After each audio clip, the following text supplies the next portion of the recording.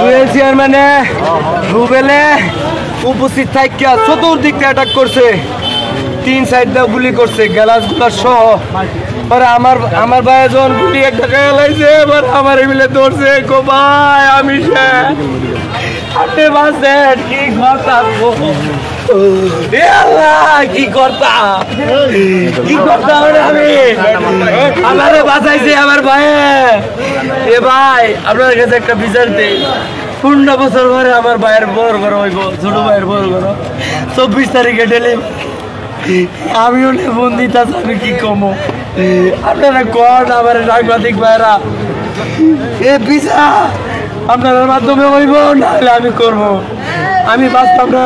কারা গুলি করছে একটু কষ্ট করে বলো। গুলি করছে জুয়েল চেয়ারম্যান রুবেলের অঙ্গ সংগঠন লইয়া ভাই, বৃষ্টির মতন চশমা মার্কা দাঁড়াইছে, একটা হলো আনারস মার্কা, ভাইস চেয়ারম্যান চেয়ারম্যান এই দুইজন উপস্থিত থাকে গুলি করেছে।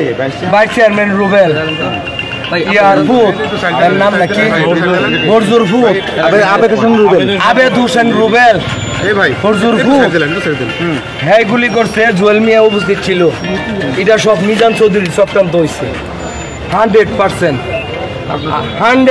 নিশ্চিত। আমি আমার ভাই আমারে বাঁচাইছে, আমার ভাই আমারে বাঁচাইছে। আজকে ওখানে কি করতে গেছিল? ভাই মিটিং করতে গেছি, মিটিং করতে গেছি, পরে রাস্তা বাইরে অ্যাটাক করছে, অ্যাটাক করে তোর চেয়ারম্যানের মার সুতি কইয়া এলো মাতারি গুলি ভাই, ফোন গায়ে গুলি লাগিয়ে গেছে গা, আমার না উঠাই করে আসবো ভাই, আপনি বাঁচেন, আমার 2টা বলাবান হইব, আমি তো গুলি গায়ে আলাইছি, আপনি আমার বিচারটা করবেন। সাংবাদিক ভাইরা আমার ভাইটার বোর্ডারে কি কমো আপনার একটু কয়ে দেন না।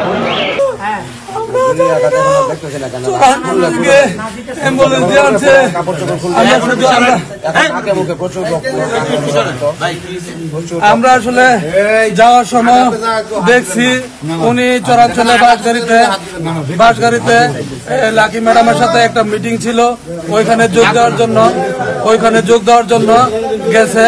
আমাদের সাথে দেখা হয়েছে, আমি ওনার অফিসের ম্যানেজার হিসেবে আছি, উনি আরেকজন ম্যানেজার।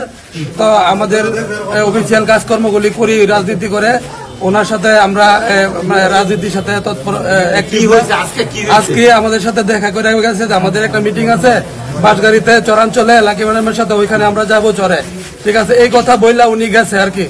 উনি যাওয়ার পরে সারাদিন তো আমরা অফিসিয়াল কাজে ব্যস্ত, নির্বাচনীয় কাজেও কিছু হেল্প করি, তো সেই ক্ষেত্রে উনার কোনো খোঁজ খবর নাই। তো দুপুরের পরে জানতে পারলাম যে উনি ওইখানে এই বাসগাড়িতে ওই আক্রমণ করছে, প্রতিপক্ষের দলের লোকেরা আক্রমণ করছে। তো আমরা প্রথমে মানে ওনার যে এত গুরুতর অবস্থা বা উনি মারা গেছেন সেটাও বলে নাই, হয়তো বা চিন্তা করবো বিদায় বলে নাই। আমরা দৌড়ায় রায়পুরা অডিটোরিয়ামে আসছি, রায়পুরা অডিটোরিয়ামে আসার পরে তারপরও আমরা জানতে পারি না যে ওনার যে এই অবস্থা।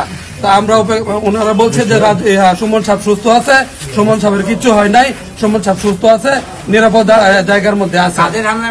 কাদের হামলায় মারা গেছে আমরা কোনো জানি না, আমরা তো যেহেতু ওইখানে ছিলাম না, আমরা জানি না কাদের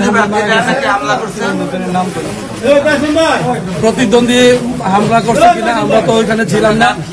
আমার নাম জসিমউদ্দিন। আমরা লোক মারফত খবর পাই আসছি হামলা করছে। ওনার গাড়ির ড্রাইভার ছিল, ওনার ড্রাইভারের কাছে ফোন দিছি, বলছে যে ওনার গাড়ির ড্রাইভারে প্রথমে বলছে যে সুমন ভাইয়ের কিছু হয় নাই, ভালো আছে। হয়তোবা মানে ওনারে বলছে আমরা যাতে চিন্তা না করি, যেহেতু ওনার ওয়াইফ